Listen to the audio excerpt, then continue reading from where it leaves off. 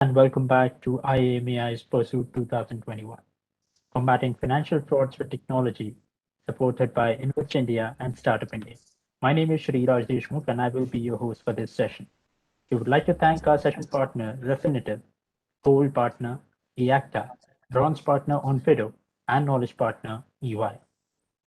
We are now moving on to the last session of the day on blockchain and transformation of RegTech. I would like to introduce you to the moderator of the session, Mr. Santosh Yellajosula, board member of Singular Chain. Next, I would like to welcome the panelists, Mr. Rehan Ahmed, Chief Product Officer at Marketnode, Mr. David Carlisle, Director of Policy and Regulatory Affairs at Elliptic, Mr. Debajani Mohanty, blockchain author and global influencer at MyEarth.id, and Mr. Pavan Adipuram, founder and CEO at Chitmonks. I would request Mr. Santosh to take over from here and kickstart the session. I beg your pardon. We have another panelist, Mr. Anish Mohammed, who is co-founder and CTO of Panther Protocol as well. And now I would request Mr. Santosh to take over from here and kickstart the session. Thanks, guys. Great to be here. It's a very interesting topic, blockchain and transformation of RegTech. I'll start off with just giving an overview of where we started and where we are today. Since the advent of Bitcoin white paper in 2008 to today, we've traveled quite far in the blockchain space. It's reshaping the way we use financial services. There are some of the brightest minds and startups are working in this space. And we can even say blockchains are even kickstarting the transition into Web 3.0. I have an impeccable list of panelists with me, working on a range of topics. I would like to start off with talking a little bit about compliance and the role of RegTech in this space. Let's move to David. Would love to know a little bit about the work you're doing with Elliptic. There are quite a lot of startup founders and startups hearing this panel, so I would like them to know a little bit about crypto fundraise models and where compliance kicks in with respect to this space. So over to you, David. Great, thank you very much, and thanks to everyone for attending today. As mentioned, I'm David Carlisle, the Director of Policy and Regulatory Affairs at Elliptic. Elliptic, we're a provider of anti-money laundering compliance solutions for crypto asset businesses and financial institutions. The solutions we provide enable those regulated businesses to meet their anti-money laundering obligations by helping them to detect activities such as ransomware, money laundering, and we're able to harness the open and transparent nature of public blockchains to supply that data to regulated businesses. Our solutions are used by law enforcement and regulatory agencies around the world as well as they investigate things like criminal activity in this space. So we're certainly very familiar with, the trends in compliance over time, and I think it's, there's no question that especially over the past 18 months to 2 years, there's been a really massive acceleration in the level of intensity and scrutiny that regulators around the world have been exercising over the crypto asset and blockchain spaces, and their expectations are strengthening significantly. To the point where I think any innovator in this space now needs to have regulatory and compliance considerations in mind, really from the time they launch their projects. And I think, at the beginning, you mentioned, models of fundraising. I think, some of the history of how fundraising innovations have taken place in the crypto asset space, really helps to illustrate how the nexus between this new technology and regulation and compliance is coming together. Now, when it comes to fundraising, I think one of the first events in crypto really that really drew the major attention from both innovators and regulators alike was the initial coin offering, or ICO boom, or maybe you'd call it a bubble, of late 2017 to early 2018. ICOs, or initial coin offerings, refer to methods of raising funding for a project by launching a new token and offering investors or the general public a stake in your project in exchange for their getting ownership of your newly minted token. And ICOs really, I think, underscored the real powerful innovations of crypto assets, or one of them, which was the ability of anyone to harness open public blockchains to raise funds, launch new apps and projects. You don't need to IPO or get listed on NASDAQ. You can launch a new token on Ethereum or another blockchain and raise funds that way. And this was clearly a very revolutionary concept. This notion that you could just access these open public networks without really any barrier to entry to raise funds. But that inevitably came with some issues and drew regulators' attention. There were certainly very legitimate ICOs, initial coin offerings, as part of the wave of innovation that started, I think, around 2017. Especially, and really took off at that time. But there are also lots of frauds. By some estimates, there were as many as 80% or more of some ICOs at that point were fraudulent. And that naturally led regulators to take a close look at that space. And as regulators took more and more of a look at ICOs, it occurred to them that many ICOs functioned like traditional securities offerings despite being built on new technology. So the regulators really began to ask, well, if you're launching an ICO, you're probably, despite the fact that it's built on a new, infrastructure, these public blockchains, you're probably subject to longstanding securities regulation. And that set out a really important precedent that I think predominates through today, which is regulators wanting to establish what they call sort of a level playing field, quote unquote. That's the notion that just because you've launched a project using new tech, it doesn't mean the old rules don't apply to you. And since the ICO fad kind of phased out a bit, there have been a number of other innovations in fundraising when it comes to crypto assets. So there are initial exchange offerings now, which are like ICOs but involve an exchange facilitating a token launch. We're seeing widespread token issuance in the DeFi space. And I think in addition to the fundraising use case, there's just been a proliferation in the number and types of tokens and crypto assets available over the past few years, from stable coins to non-fungible tokens and other types of tokenized assets and so on. And with all of these, whatever the model of token issuance or launches or whatever the underlying asset or kind of proposition is, with all of them, regulators have taken a pretty consistent position, and that's that if you issue a new type of token, or if you provide people with exchange services that allow them to swap those tokens or trade them, for fiat currencies or other types of tokens, you're going to have to comply with regulation, and you need to have compliance arrangements built in from day one. You can't launch a new project and then just claim that we didn't know the rules applied to us. You need to be able to comply with anti-money laundering, anti-fraud, securities, potentially consumer protection, and other requirements from the outset. And you need to have RegTech systems in place that help you to do this. Now, as mentioned at the top, at Elliptic, we provide transaction monitoring solutions that enable regulated businesses that handle these various types of tokens to meet their anti-money laundering obligations by monitoring customer transactions. The underlying traceability of crypto asset blockchains, and their very public nature means that, despite the common perception sometimes that Bitcoin is untraceable, many blockchains are actually very, very traceable and can be compatible with regulatory expectations around anti-money laundering. And so, I think there's this increasing recognition by the regulators as well that certain features of the technology can lend themselves to new and innovative ways of doing things like RegTech and various types of compliance arrangements within a crypto asset business. I think this is a standard we're seeing adopt increasingly around really major financial centers globally. The Financial Action Task Force, which sets global anti-money laundering standards, has set out a kind of gold standard for the types of compliance arrangements that they want to see countries and crypto asset and blockchain market participants implementing globally. And so, regulators are learning very, very quickly in this space. Their expectations for the level of compliance are getting higher. They're setting a very high bar.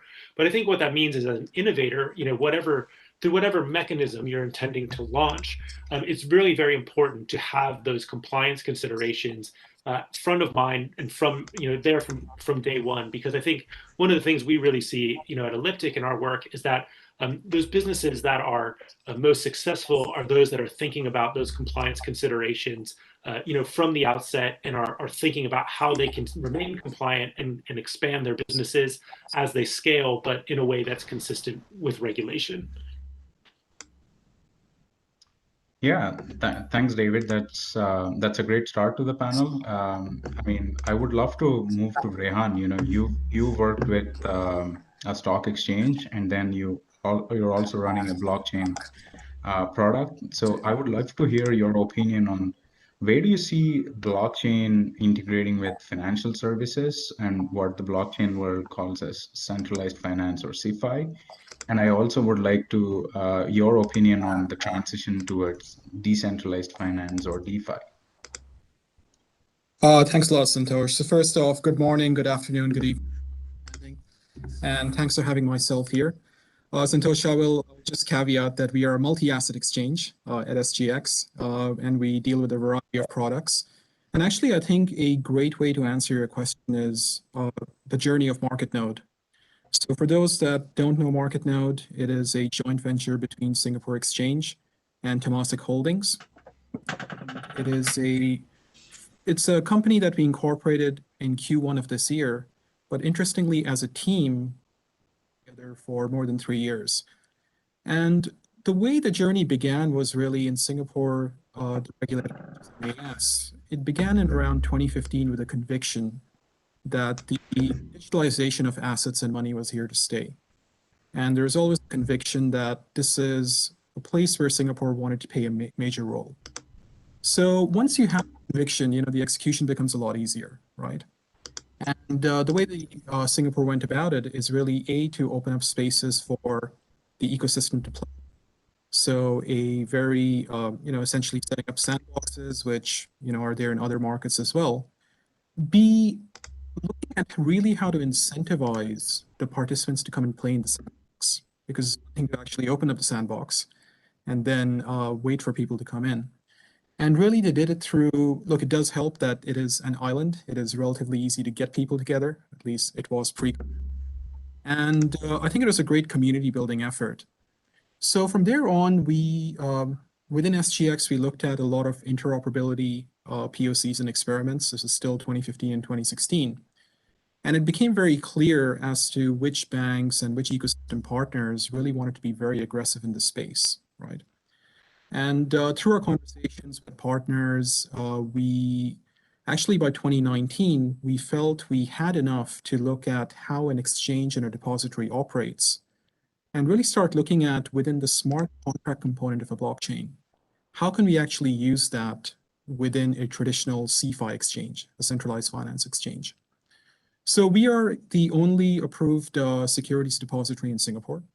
So by definition, we have the largest collection of paper assets, right? And the thought that we had is today we take X number of hours and X number of people to serve assets for all kinds of global investors, right? If we were to use smart contracts in a permission network, how could we really cut that time down by, right? And given all the work that we've done with within the earlier projects I was talking about, it was actually very easy to find partners who are willing to work with us. And bond markets are a very interesting use case for both smart contracts and ledgers. A dynamic where you can have up to 20 arrangers in a typical bond deal in Asia. So think about 20 arrangers in a multi-party workflow.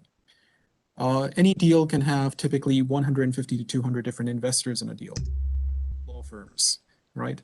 So if you start thinking about the complexity of getting a deal done in 2 weeks' time, getting legal documentation, having an audit trail around of this documentation, then it's not too hard to think about how, even a permissioned ledger can actually, be a very good workflow.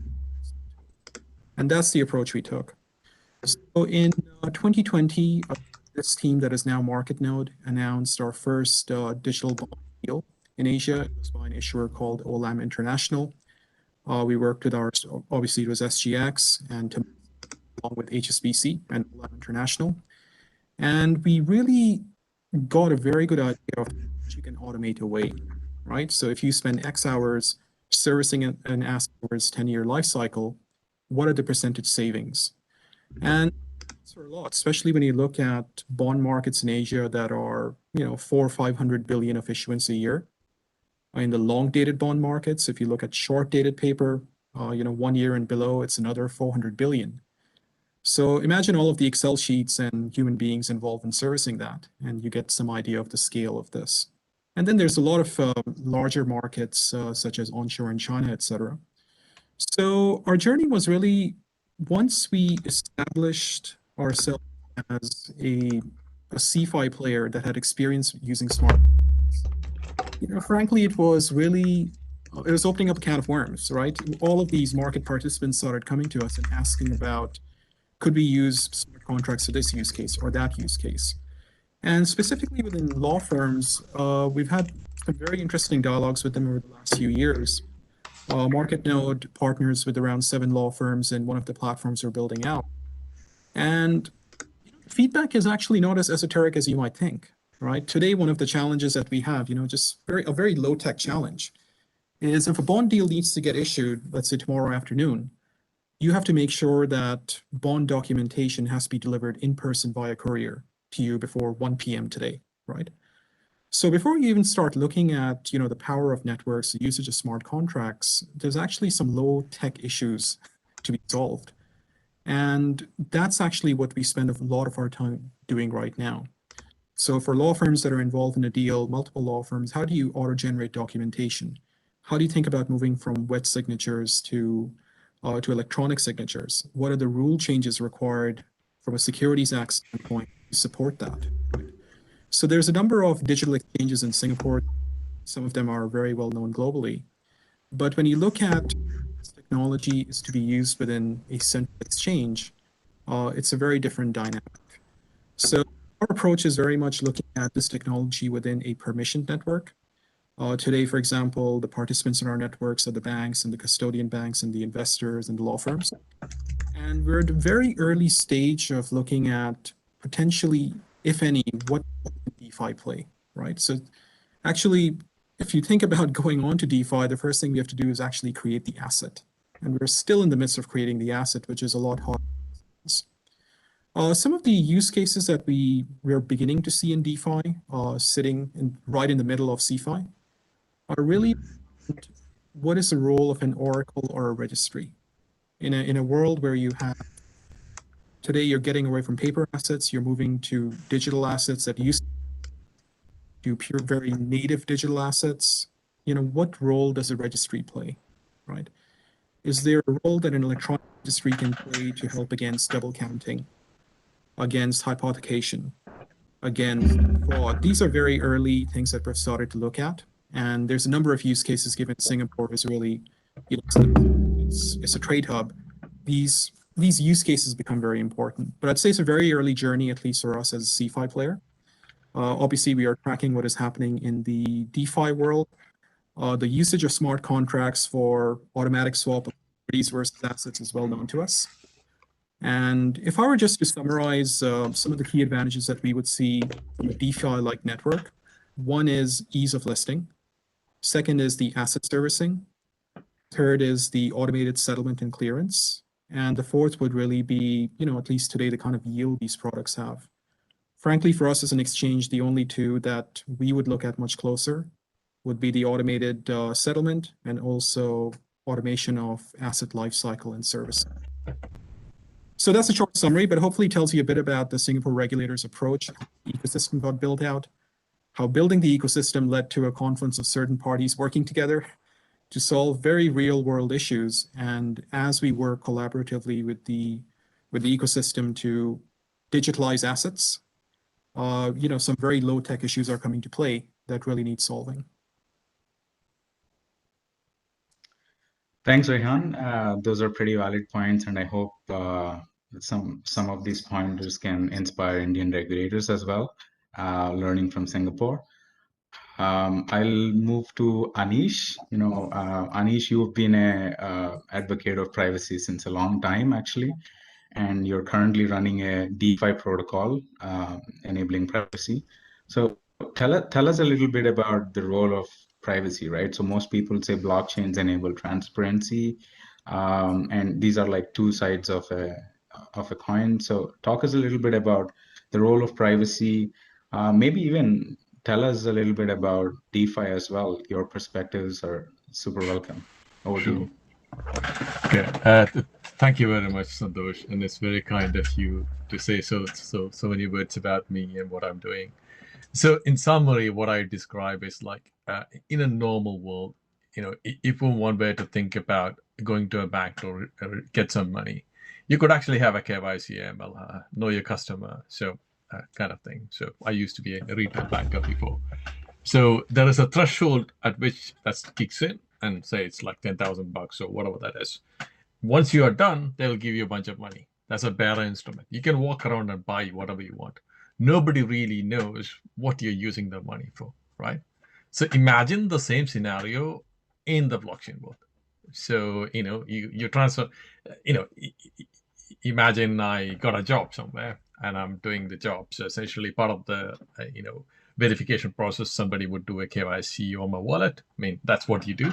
You can't do anything else. I mean, like they do the KYC on the human and they do a KYC on the wallet, and that's the arbitrary map. And the assumption here is like it's a many to one or one to many in many sense, right?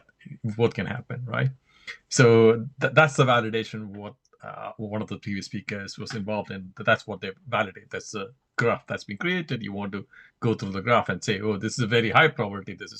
This is what it is, right? So now the question becomes is like, how much do you want to really reveal, right?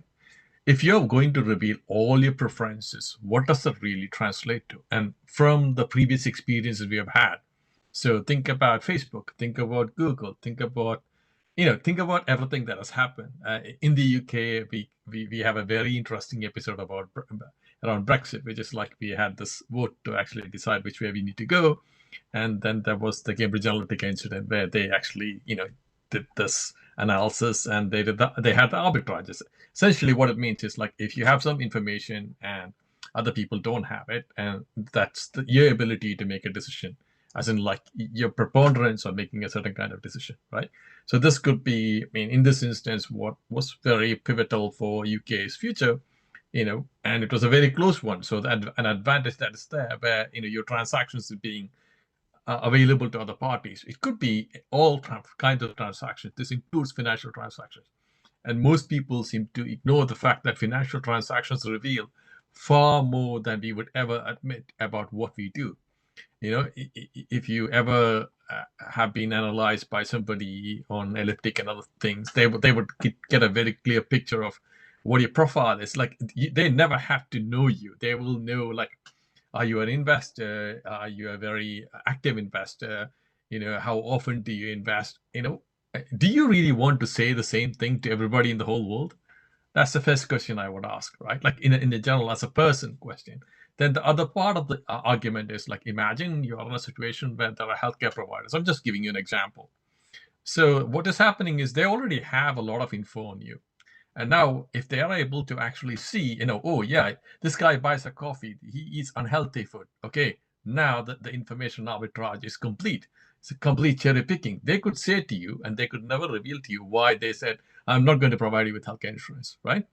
I'm going to say, you know what? I'm not going to give you, unless there's a law that prevents them from, discriminating against anything. It's essentially, in the world that's happening, and this is the term that everybody uses, it's a surveillance economy. Essentially, you are looking at the data, the situations where there is no, no privacy that's being enforced, and especially in the context of a blockchain, this becomes a bit more tricky for preventing so-called double spend, offline double spend.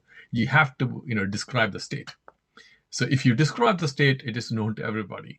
Even if pseudonymous, you take a few transactions, the probability that you could uniquely identify anybody increases significantly, right?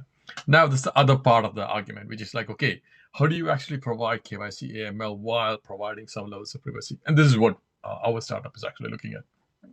So you have this whole class of, proof systems that are called zero-knowledge proof systems that actually allow people to prove something to you without revealing, like, literally what is happening. So, like, the real raw data underneath it.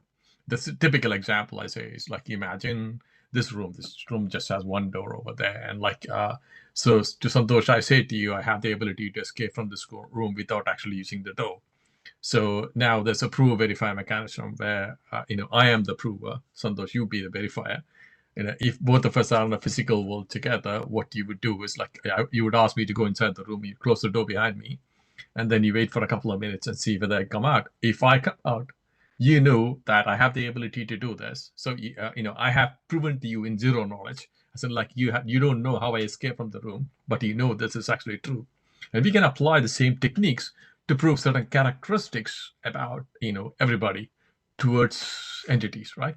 And also there is this possibility, at least some of the protocols that are there, not just us, are looking at this possibility of selective disclosure. So you as the user can actually kind of prove or provide certain proofs.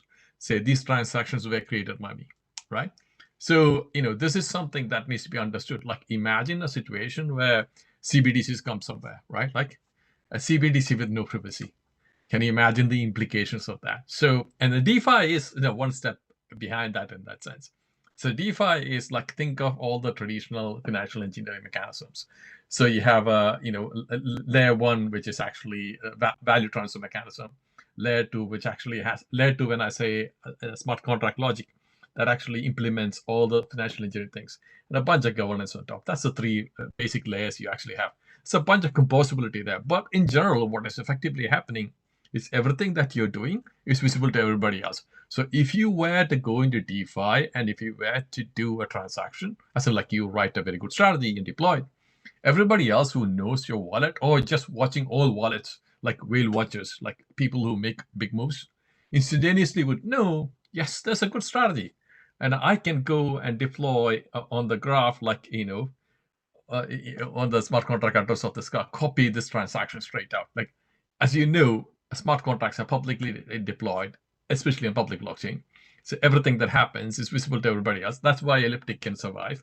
That is why those kind of people can actually get the data. The same thing applies to you as well. It's like you can actually copy everybody else. So you can actually write a smart contract to actually copy somebody's transaction. So effectively, what happens is somebody who actually did the work within a very short period in time, A, will lose their advantage. B, the depth of the market, the liquidity in the market decreases significantly.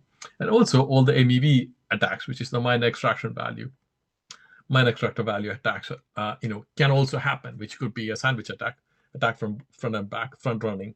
It's like, knowing what value you're going for, you buy it and just sell it back to them, back running, the reverse of that. All of that is actually being kind of facilitated to a degree by the lack of privacy in some sense. I could probably go on. I should keep going now. No, you scared us enough, but going, yeah. I mean, you mentioned a little bit about CBDCs, so I'll move to Debajani. Maybe you can explain to the audience what are CBDCs, and your work is around self-sovereign identity. So I think you could probably talk about how these things will interoperate in future. Sure. First of all, a brief introduction. I'm Debajani Mohanty, one of the blockchain influencers from India, and I'm like more known as an author, blockchain author. I have authored 5 books on blockchain that you can find on Amazon, and most of them are bestsellers. And my latest book is on self-sovereign digital identity. So I have been working in blockchain for last 5 years almost. So like I started in 2017. We all know that at that time we used to work, mostly people used to work in Ethereum or Hyperledger Fabric. And but then I also, apart from this too, I also started working in R3 Coda and Ripple, and then different kind of self-sovereign identity system. Now, let me tell you a little bit about what is SSI or self-sovereign identity. I think Anish already touched quite a few points on that. So what is SSI? So SSI is basically a blockchain, but it is much more than blockchain. So what blockchain is or DLT is supposed to do, we all know, I'm not going to explain that. But in SSI, we definitely going to have a blockchain layer or a DLT layer or a DAG layer. But on the top of that, we have quite a few other layers. Like we have to handle the authentication part. So how somebody can get authenticated to that kind of network. We have to handle the privacy part. That means, everybody who is connected to this network, they are also having their own decentralized storage. So here, in why we are using SSI, it is basically SSI. First of all, it is a new type of digital identity system. It's some people also call it a decentralized digital identity. So previously, how we used to store the digital identity was mostly through a centralized system, like call it a centralized database or even SSO, different models of SSO or OpenID systems. Mostly they store all the identities of the users in one place, which can lead to mass attack and single point of failure. So that is why we came up with a new model called SSI, where the user's data is controlled by the user itself.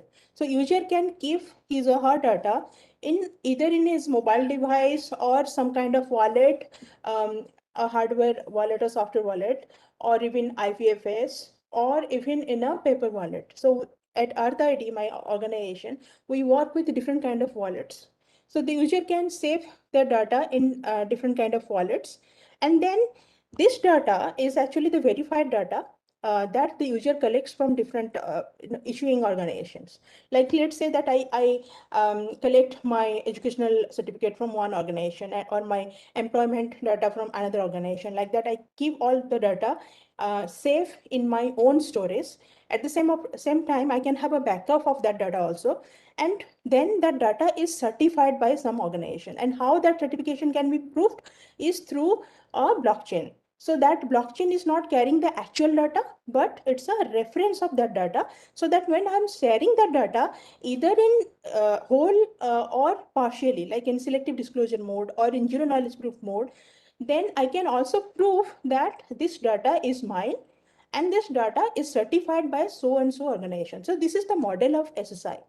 Now, how this SSI can be used in RegTech, I'll tell you one of my experiences when SSI was not prevalent in the market. So back in 2018, I remember I was working for a pioneer project in Switzerland, and it was a money market project. Let me briefly explain what was the requirement. It was a delivery against payment in a money market project. And the delivery, whenever the delivery happens, we need to do an instant payment. So instant payment or instant settlement. So that means that hand in hand, the delivery and the payment has to go. So how the payment would be done? Because all these different parties are sitting in different countries. They work with different kind of currencies. So how this can done? Because in most part in the world, the settlement takes T+1 or T+2 days. How can we achieve it within seconds? So that is why what we did for the B2B blockchain, we had used R3 Coda. And for this instant money transfer, we had used something called a Ripple. Ripple is a cryptocurrency. So our requirements, we could fulfill that requirements with what was given to us because there was no other model available in the market. But then doing so, that project was an instant hit. But then the project could not go live because in market, people were not ready to accept money in terms of cryptocurrencies. We all know how the cryptocurrencies, the values fluctuate. So what we need instead is CBDC. Because CBDC is central bank digital currency, which is guaranteed by the government. So that what it means is, so in tomorrow's time, we won't have any digital, any hard cash at all. Everybody would be using digital cash, and that digital cash would be guaranteed by the government. But then how can people, transfer money between themselves in a country like India, where in many of the places there might not be internet coverage, that might not be mobile coverage. So that is a kind of solution we are also doing. We are also working on. So in such situations where we do not have, like I said, there is no internet connection, there is no mobile connection. How can you transfer money? Because see, usually people talk about B2B transactions. Like let's say one bank is sending $1 million, $1 million, let's say, to another bank. So that kind of transactions are mostly done with B2B blockchains. But that amount is very less in comparison to the micro payments that people do in day-to-day life. Let's say that I want to pay somebody 100 rupees in Indian currency or 150 rupees. So if there is no hard cash available, how can I do the payment? That means there should be some digital payment facility available, which is backed by the CBDC, and that should be done in place. That the ability should be there in the system to do the conduct the payment even in a place where there is no network coverage or minimum network coverage.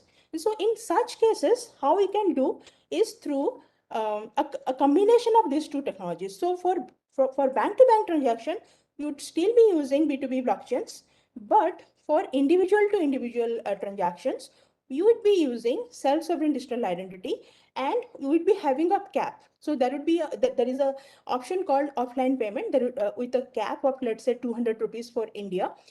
For other countries, it might be different. Like in China, also they're trying with a similar technology. So I think in China, it has been, this model has been online, or maybe they're trying it in the US. I'm not very sure on this. So they're doing it either with NFC or near field communication technology. And there are different technologies involved in this kind of payment system, where regulation is also involved and digital identity is also involved. Like saying so, there are other technologies also involved over here, like talking about digital identity. We are also working with biometrics. We are also working with the related technologies, AI, ML, and even location tracking. So, and NFC. So these are the technologies we are working with, and messaging also. Like let's say that you can send money up to 200 rupees, and till you do the next reconciliation with the bank. So that means the money is being handled two-way. It is the bank is also keeping a record, and the person is also keeping a record in his mobile device.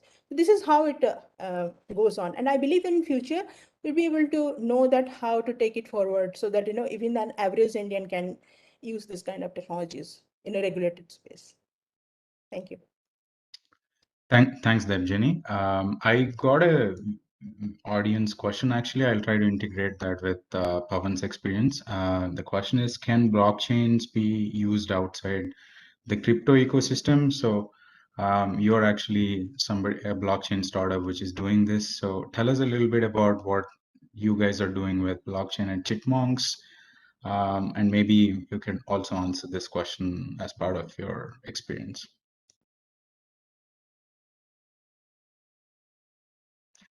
Pavan, you're on mute. Yeah, hello, I'm sorry. Hello, everyone. This is Pavan. Good morning, good afternoon, and good evening, everyone. Thanks, Santosh. I think, yeah, you connected the question directly, rightly to me. I think we have heard different views from David, Anish, and Rehan, include Debajani as well. So from different aspects, whether it is about, things related to compliances, fundraising, DeFi, CFIs, and also some part of privacy, right? Now, I think I come from a place where we have, tried to use blockchain outside the crypto world, basically. Again, which means to say we are talking about a private blockchain where we are using the principles of decentralization and the disintermediation part of it, pretty much, right? I mean, if you think of it, disintermediation and decentralization, and of course, some part of the distributed ledger things. Those are the principles we have been using in this space from the blockchain technology stack, and except for cryptocurrency. This is exactly where the government actually can play an important role, right? I mean, think of it from the place where I'm from. I'm from Hyderabad, Telangana, India, and the government in Telangana is very proactive in terms of talking to the startups, understanding giving an opportunity to the startups to try out solving some of the critical problems which the government typically face. And I mean, as we all know, government typically is an intermediary in many of the transactions between the customer and the businesses as well, right? If you think of it that way. Many of the organizations, government play. Many of the roles which government plays kind of an intermediary for many of these transactions. So that is exactly what we have chosen, and we've applied it for chit fund business in Telangana. Imagine there are different parties involved, right? I mean, chit fund companies, subscribers, governments. Government was actually playing the role of an intermediary and regulator, and then then there are banks, then there are adjacent financial services systems like insurance companies or NBFC companies. What if we can actually bring all of these guys into a blockchain network, interacting in a trustless manner between each other, right? I mean, whatever the transactions are happening between the subscriber and the chit fund company, or subscriber and the insurance company, depending on the chit they are participating in. So I'm talking more about the business use case here, though. That is the kind of an idea which we picked up on, and we proposed it into the Telangana government, and we have successfully implemented that in Telangana. So it's been running in Telangana for almost 3 years now. Though the implementation part of it, we didn't complete the extension of to the multiple parties, though. We are in the phase 1 still. As you can imagine, there are a lot more challenges in terms of implementing a private blockchain, working with multiple parties to get onto the systems, and having the without incentivization, working on a blockchain, an ecosystem is a very tough thing, right? I mean, there's what's in it for me always, coming from the different parties. That is something which we either it has to bring a lot of efficiency and build the trust in the system, which is directly or indirectly helping the business. Right? That is the mode of operations we have chosen from. And what we have implemented in Chitmonks and chit funds, especially in Telangana, is we have created that layer of trust by using this technology. I can confidently say that we as a state and we as a organization are now more transparent in the activities which is happening in the chit fund business, and we can actually give that kind of confidence and trust to the subscribers in this business, telling them that hey, the transactions are completely immutable, and they are being every transaction has been validated through a smart contract, which is kind of driven by the entire Chit Fund Act, right? So you imagine Chit Fund, the smart contracts is pretty much more like a business rules implementation kind of thing. And it does not differentiate between one company to other company. The trustless system is something which we have built. And the role of government here, Santosh, again, talking about the bigger context, right? I think definitely, we talked about sandboxes. I think David was talking about, sorry, not David, maybe Rehan, right? Rehan was talking about sandboxes in terms of, Singapore government doing some sandboxes, developing the building the ecosystem and all of that, right? I think that's something which even, we at Telangana also were able to do. And but I still see there's a lot more things which can be done in India, especially from the regulatory perspective. The pace has to be definitely much faster, I could say. I've been in talking to multiple states as well to see, but things are moving. I mean, I'm very confident that we will be in a better position in a couple of years, and we'll be able to see much more. Applicable use cases like related to your question, right? I mean, what more can be done through blockchain without crypto? Yes, I think there is a lot of possibilities. It's just a matter of time, and I think we are there. Thank you, Santosh. I think over to you. Yeah, thanks, Pavan. That's a fresh perspective towards private blockchains and stuff. There's an open question we have. Can blockchains help fight fraud and forge certificates? If yes, then how does it work? It's an open question. If anybody wants to volunteer, please go ahead. Question is about the fraud, prevention of fraud, Santosh? Yeah, prevention of fraud and fraud? Forgery of certificates. I think, see, we have systems in place without even blockchain, where we have the digital, digital locker kind of a system from India's side, where we have that verification coming from. but yeah, of course, if you think of it, I mean, if I have to take a dig at it, right? I mean, I think there are a lot of blockchains which are talking about storing the certificates on blockchain and bringing the other parties to come and validate that as well. See, for me, blockchain, when we're talking about blockchain, it's about network. I mean, I think we need to have multiple players into the network, and whether it is private or private. If we're talking about a private blockchain, known business entities participating in that network is important. But if it's a public blockchain, yes, I mean, it is open for anybody, right? I mean, that's where the incentivization part of it comes. But it can be done. I don't see only blockchain will solve the problem for reducing the fraud of certification part of it. Santosh, you mind if I add a couple of lines just to Yeah, sure. We have somebody. Yeah, we have last 3 minutes, so go ahead. Okay, yeah. No, I was just about to say, like, I put my hand up and say, I've been involved in designing blockchains, early advisor to Ripple, part of the Ethereum team, as in like a Swarm team. So full disclosure. What I wanted to say was what you said is true. Effectively what you're trying to do is like, if there is a version of truth, how do you verify this version of truth? I mean, I was describing zero-knowledge proof systems. That's a way to actually verify a version of truth, okay? There are different ways to prove truth. Like I say to you, I actually got one of these, which is like, a AirTag loop. I can show you that. You use your eyes to verify, right?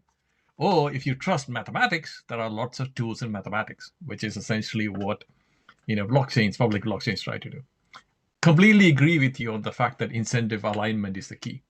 So you can actually publish this. If nobody really publishes everything on the public blockchain, it'll be pretty useless. It's like, the real value is if there is a large network effect. So, it's like going onto Facebook or going onto WhatsApp, and you have a very high probability, I would say a probability of like 0.7, 0.8, that any random person in your network is on WhatsApp, right? So that's the network effect, right? So again, multiple pieces of a problem has to come in a university. If it's university degrees that we are thinking about, then the universities have to be incentivized to do this. So somebody has to do the task of actually taking the data, creating the cryptographic proofs, and publishing it on blockchains. And then there's the incentive for people to actually verify that and then, storing it. So all of this has cost. So there has to be some incentive alignment mechanism. Somebody has to. There is no such thing as free lunch, okay? Not in crypto, not in blockchain. That's the stuff.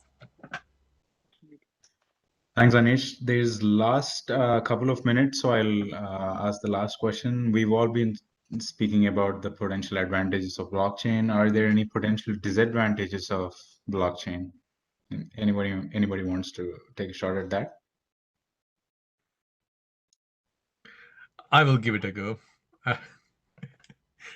I think, I'm sorry, I forgot your name. Pavan, you already mentioned this. Like, the cost-benefit analysis for certain use cases, absolutely. And, effectively, what blockchain really enables you in a larger sense of a word is achieving consensus in a decentralized setting, right? So effectively what it implies here is like, you have something that you want to prove or reach consensus, and everybody is globally distributed in that sense. But if you are in the same house, why go to this effort, right? You could just have a database, end of story. So that's the simplest explanation I have. Databases could be the solution to a lot of these problems, while in certain instances, that's not. So perhaps Yeah, I could sure. add one more line. Like what I have faced in blockchain ecosystems, because it is decentralized. So that is why it comes with a lot more maintenance, like especially working in SSI. I have realized that, a lot more maintenance is needed because data is not residing in one place. So you have to handle that using messaging networks and whatnot. But I mean, it's not as simple. Your life becomes much more difficult with a decentralized identity or decentralized ecosystem. Yeah, that makes sense. So don't use blockchain just for the sake of using it. And we had an excellent panel from insights from everyone. So that's a wrap up. Thank you everyone for joining. this session and have a great day. Bye. Thank you, Santosh. Bye. Thank you so much, everyone, for an engaging discussion. A special thanks to our panelists and the moderator for being here with us today and making this possible. And also a huge thanks to all the attendees who are here with us today. Thank you so much. And this will be the end of the day, and we'll be back tomorrow again. And stay tuned for more sessions at First Root 2021. Thank you. Bye.